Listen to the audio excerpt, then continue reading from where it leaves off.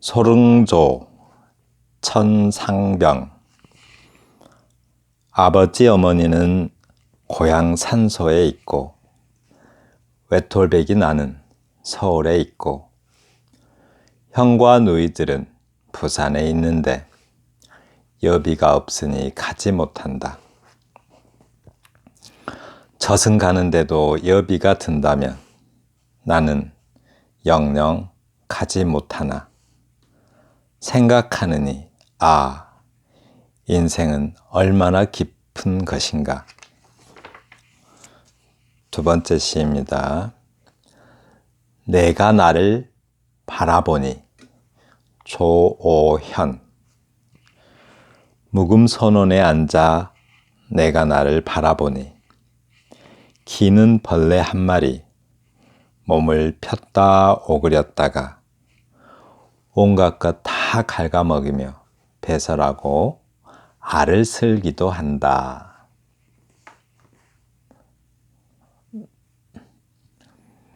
네, 복습합니다. 아이러니 지난 영상에서 설명했죠. 아이러니. 네, 한국어로는 반어법하고 해석되죠. 반어. 표현의 효과를 높이기 위하여 실제와는 반대되는 뜻의 말을 하는 것. 네, 거꾸로 이야기하는 거죠. 못난 사람 보고 잘났어 이렇게 말하는 것. 네, 이렇게 말하는 것을 아이러니라고 합니다. 아이러니에 네 가지 요소가 있는데 아이러니 네 가지 요소. 우선 순진하고 자신의 참 무지가 있어야 돼요. 네, 순진해서 뭘 잘 몰라요. 좀 바보 같기도 하고. 그런데 바보이면서 자신은 바보인 줄 모르고 아주 자신감에 차 있어요. 교만하고 거만하고 또 오만하기까지 해요. 그런데 그 사람은 순진하면서도 바보 같아요. 네, 이런 면도 있고요. 또 다른 면도. 현실과 외관의 대조. 실제는 바보인데 외관은 그렇지 않은 척 할 수도 있고, 또 희극성. 네, 약간 좀 희극적 요소도 있고 거리도 있다라고 합니다. 아이러니의 여러 가지 유형하는데 대표적으로는 언어적 아이러니.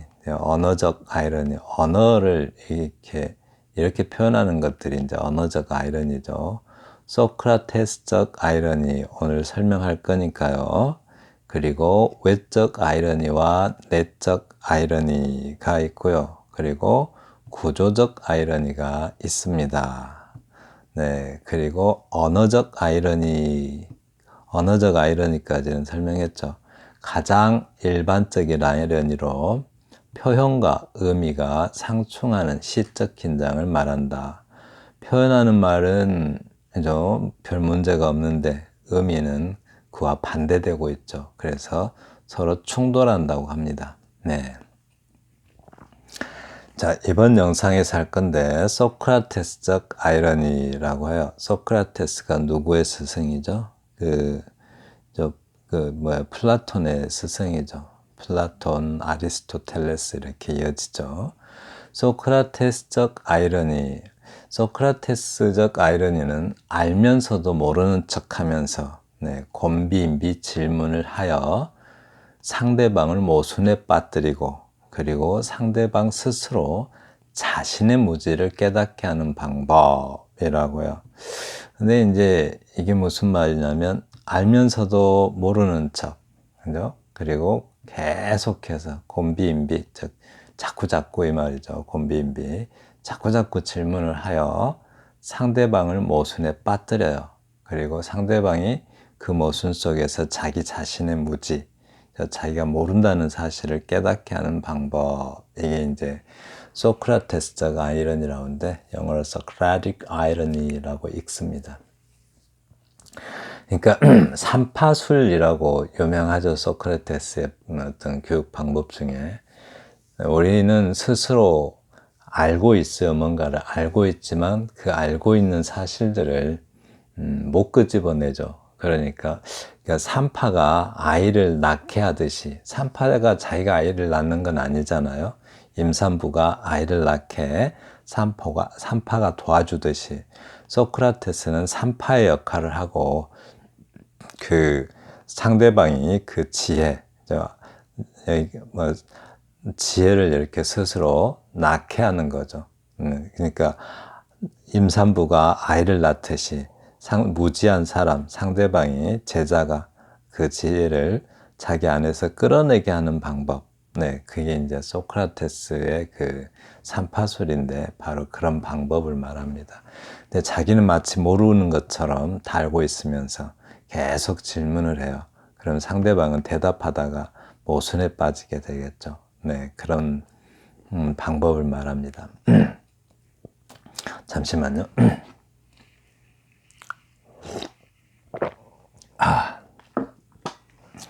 네, 제주 삼다수입니다. 소릉조 천상병, 이 소릉조 천상병, 소릉조는 그 중국 시인의 그 호조, 호인데 이 중국 시인의 어조라는 뜻인데 중국 시인의 어조예요. 이렇게. 그래서 이제 중국 시인의 그 두보라는 시인이죠. 그 중국 시인의 그 어조를 빌려가지고 그 중국 시인의 그 시 형식, 그 형식을 빌려서 이렇게 시를 지었다라는 말로 이렇게 좀 비슷한 처지로 생각한 것 같아요.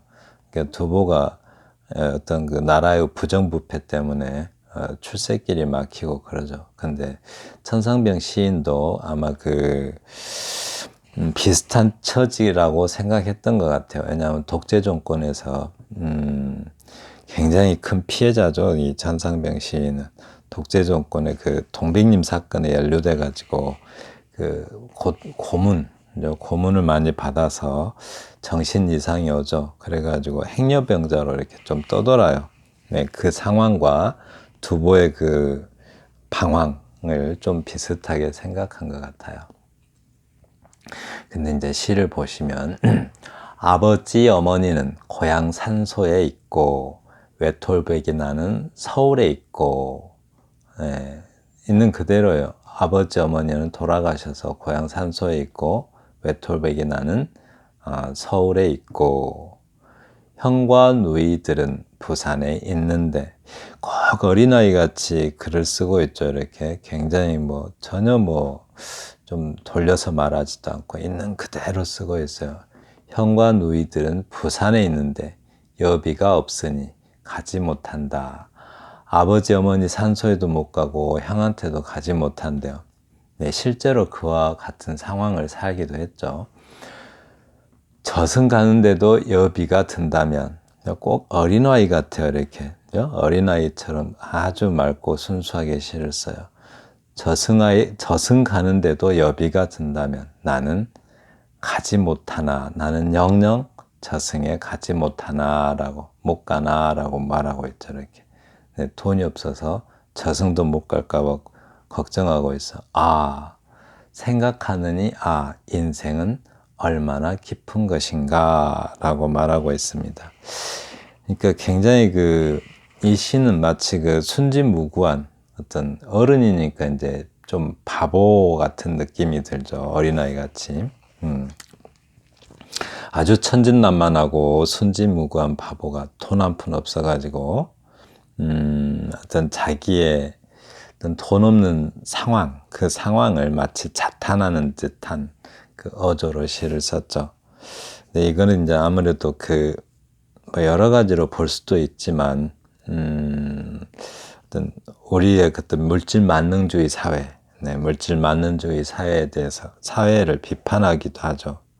그래서 이제 자기는 아무것도 모르는 척 이런 상황이다라고 말하고 있는데, 독자들이 자본주의 사회의 어떤 물질 만능주의적 어떤 세태를, 물질 만능주의적 세태를 독자가 깨닫게 만드는 그런 효과를 내고 있어요. 그래서 이런 것을 이제 소크라테스적 아이러니라고 해요.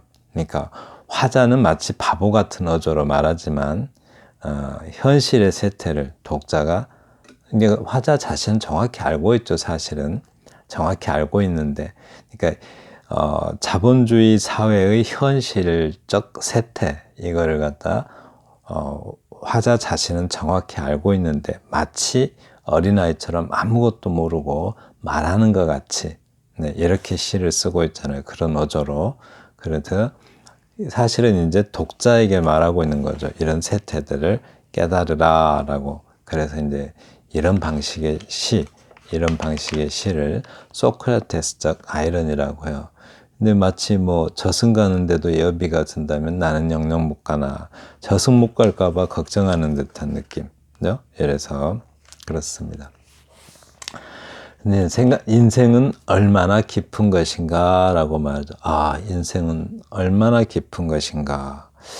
이제 어떻게 생각하면 인생은 얼마나 깊은 함정인가 라고 말하는 것 같죠. 돈 없으면은 저승도 못 갈 정도로 깊이 빠져서 그 삶이라는 데서.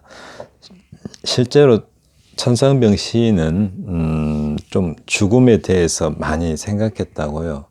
이 현실 세계에서 벗어나고 싶어하는, 워낙 고통스럽고 그러니까 얼마나 고문을 많이 심하게 받았으면 정신 이상이 오기까지 했겠어요. 그러다가 행여병자로 이렇게 떠돌기도 하고 겨우 찾았다고 해요. 그래서 이제 돈이 없으면 그 함정에서 벗어날 수 없으니, 맞죠? 그러니까 얼마나 인생이 깊은 것이냐라고 말합니다. 물론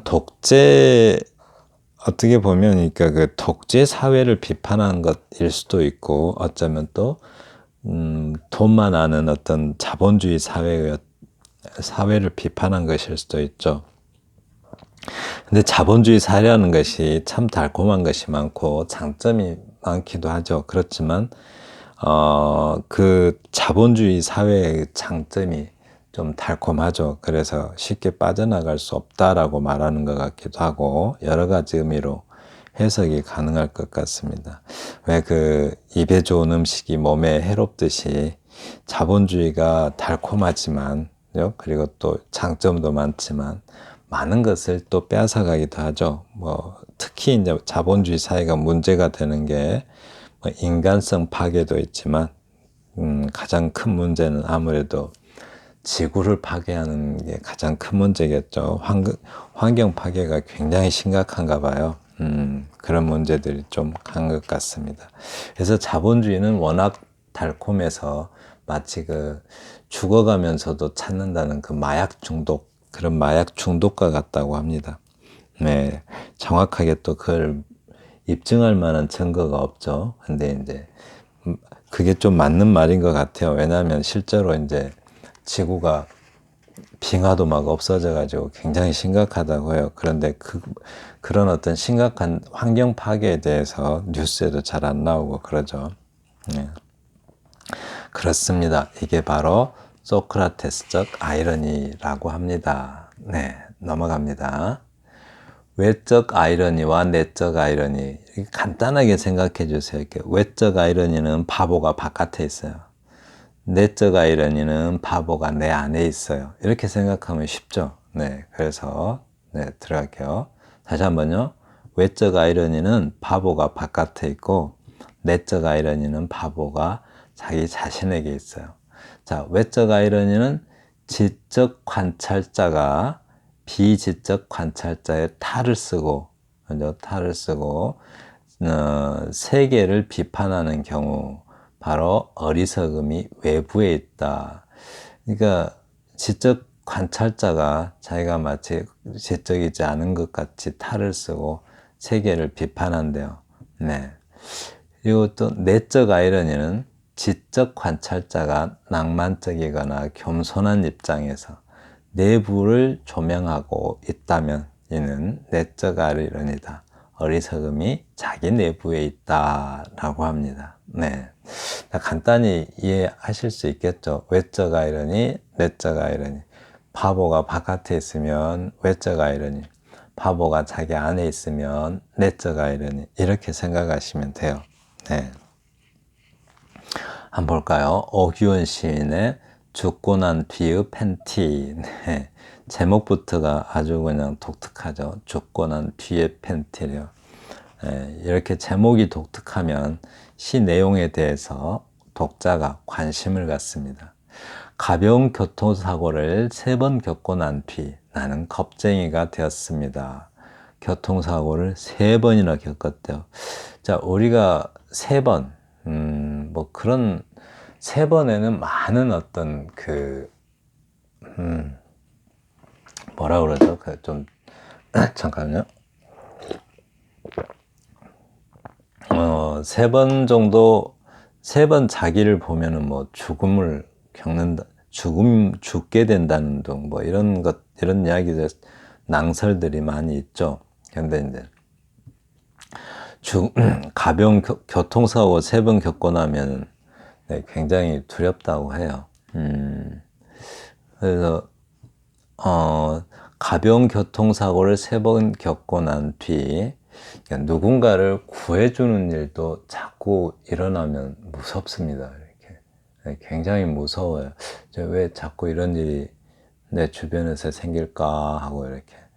근데 이제, 또, 그런 것, 그러니까 어떻게 한 번 정도 겪고 2번 정도 겪으면 좋은 일 했다 이래지는데 자꾸 이렇게 그런 일이 많이 생기면 그런 일들도 굉장히 무섭게 느껴질 수가 있죠. 근데 자기가 죽을 뻔한 일을 3번이나 겪고 나니까 겁쟁이가 되었습니다. 근데 뭐예요?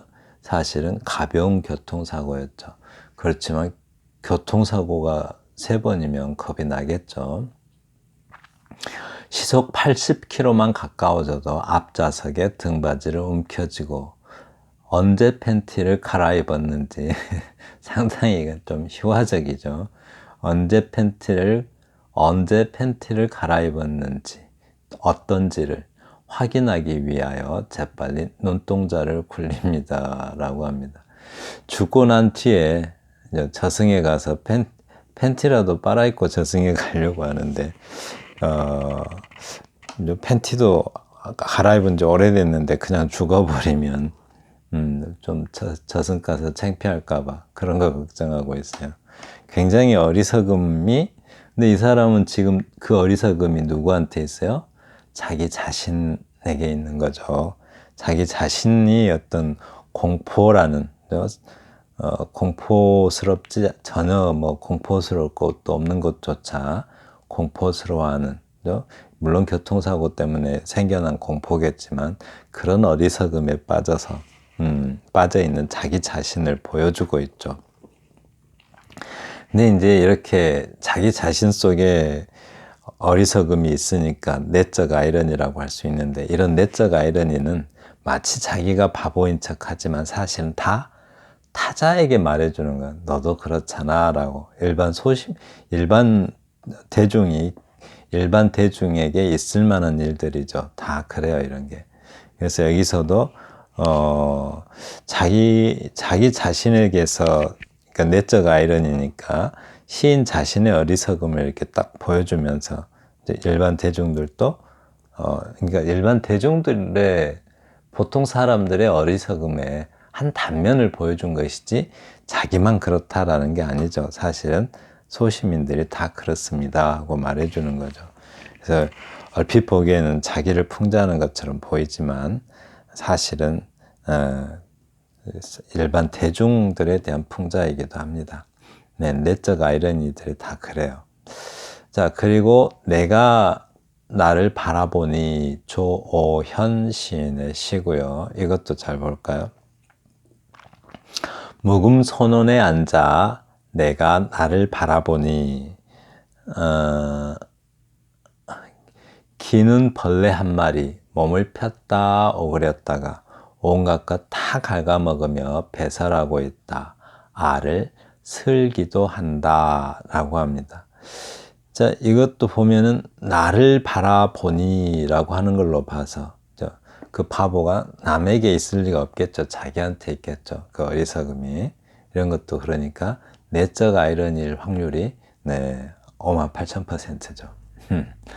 묵음선언, 백담사에 있는 묵음선언을 말하는 거죠. 묵음선언에 내가 나를 바라보니 라고요. 내가 나를 바라본대요. 그러니까 자기가 자기를 바라보는데 딱 뭐 같아요? 기는 벌레 한 마리인 거죠. 자기가 기는 벌레 한 마리가 몸을 폈다 오그렸다가 네, 생 난리를 치고 있다는 식으로 굉장히 이 지금 화자는 자기 비하를 하고 있죠. 자기를 바라보고 있는데 예, 내가 나를 바라본다. 그런 거 이제 대자적 자라고 하죠. 대자적 자가 즉자적 자를 바라보니까 딱 하는 꼴을 보니까 기는 벌레 한 마리래요. 그리고 몸을 폈다 오그렸다가 네, 네, 딱 그 벌레에 불과하다고 자기 자신을 이렇게 약간 비하하고 있어요. 네, 어쩌면은 자기는 벌레에 불과하구나라고 어떤 뉘우치고 있는 것일 수도 있죠. 네, 그 뉘우침을 고백하고 있는 것일 수도 있을 것 같아요. 그래서 이제 뭐 흔히 기독교에서 참회한다고 하잖아요. 그렇지. 참회가 뭐죠? 참회. 참회는 한자어를 풀면 그냥 뉘우칠 참자에다가 뉘우칠 회자를 쓰는 거예요. 네, 깊이 뉘우치는 것을 참회한다라고 말하죠. 그러니까 자기 자신에 대해서 뉘우치고 있는 거예요, 이렇게. 네. 그리고 온갖 것 다 갉아먹으면서, 네, 벌레가 그렇듯이 자기가 그렇다는 거죠. 또 배설하고. 그러니까 온갖 것 다 갉아먹는다는 것은 탐욕이죠.